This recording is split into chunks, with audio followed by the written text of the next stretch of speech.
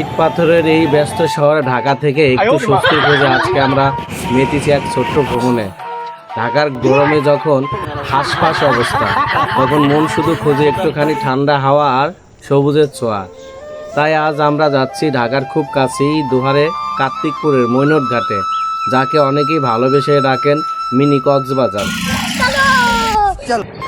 আমাদের যাত্রা শুরু হচ্ছে ঢাকা রায়বাজার থেকে। আল্লাহর নামে রওনা হলাম। পুরো রাস্তায় কিভাবে যাবেন, কোন পথ দিয়ে মিনি কক্সবাজার শর্টকাটে পৌঁছাবেন, সবটাই আজকে দেখাবো আপনাদের এই ভিডিওতে।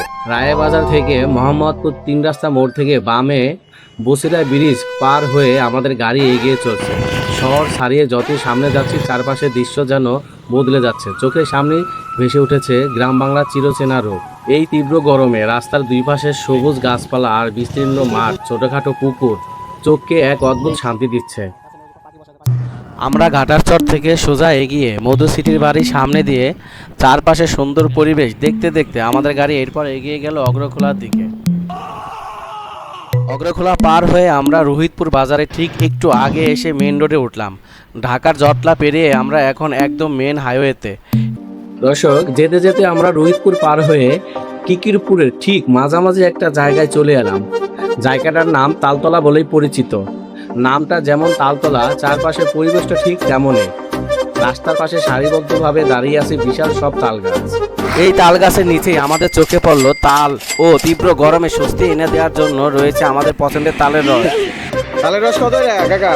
এই গ্লাস 20 টাকা। মিষ্টি আছে, কেমন লাগে? হ্যাঁ, সত্যি বলতে এই প্রচন্ড রোদের মধ্যে এক গ্লাস ঠান্ডা তালের রস পেটে যেতেই কলিজাটা যেন একদম জুড়িয়ে গেল। রসটা যেমন মিষ্টি তেমনই ছিল ফ্রেশ। গরমে রাস্তার ক্লান্তির পর এই এক গ্লাস রস আমাদের পুরো যাত্রার ক্লান্তিটা যেন এক নিমেষেই দূর করে দিল। দর্শক, আমরা টিকরপুর ছাড়িয়ে যতই সামনে যাচ্ছি চারপাশে দৃশ্য যেন নতুন করে বদলে যাচ্ছে। এই রাস্তার দুপাশে চোখে পড়লো গ্রাম বাংলার এক অপরূপ দৃশ্য। সুন্দর করে সাজিয়ে রাখা সারিবদ্ধ খড়ের পালা। ধানের এই খড়কোটা দিয়ে গ্রামে যেভাবে রাস্তার দুধারে চমৎকার করে পালা তৈরি করে রাখা হয়েছে তা দেখতে সত্যি দারুণ লাগছে, ঠিক যেন একটা জীবন্ত ছবি। দর্শক, টিকরপুর থেকে শর্টকাট রাস্তা ধরে অতি শর্টকাটে আমরা পৌঁছে গেছি দোহার জয়পাড়া বাজার পার হয়ে আমরা চলে আসলাম কার্তিকপুর মোড়ে। কার্তিকপুর মোড় থেকে একটু সামনে এগোতেই দেখা যাচ্ছে বাস, অটো রিক্সা, ছোট ছোট দোকানপাট। ডানে দেখা যাচ্ছে সেই কাঙ্ক্ষিত লঞ্চ ঘাট।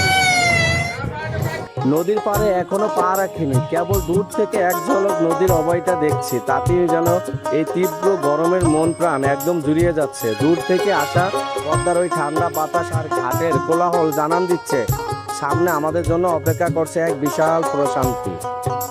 দর্শক, হৃদয়ে সবটুকু ভালোবাসা আর আকুলতা নিয়ে আমরা অবশেষে আপনাদের নিয়ে পৌঁছে গেলাম আমাদের স্বপ্নের মৈনট ঘাটে, সেই মিনি কক্সবাজারে। যান্ত্রিক শহরের সব ক্লান্তি নিমেষেই যেন হারিয়ে গেল এই এক দেখায়।